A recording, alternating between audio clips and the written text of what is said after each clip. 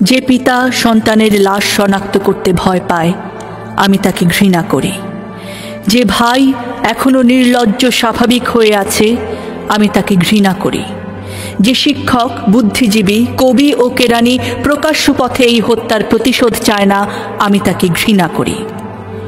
৮ জন মৃতদেহ চেতনার পথ জুড়ে শুয়ে আছে। আমি অপ্রকৃতস্থ হয়ে যাচ্ছি।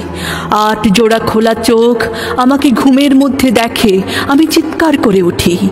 আমাকে তারা ডাকছে অবেলায়, উদ্যানে, সকল সময়। আমি উন্মাদ হয়ে যাব, আত্মহত্যা করব, যা ইচ্ছা চায় তাই করব। কবিতা এখনই লেখার সময়।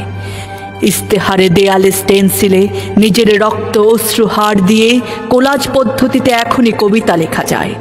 তীব্রতম যন্ত্রণায় ছিন্ন ভিন্ন মুখে, সন্ত্রাসের মুখোমুখি, ভ্যানের হেডলাইটের ঝলসানো আলোয় স্থির দৃষ্টি রেখে এখনই কবিতা ছুড়ে দেয়া যায়।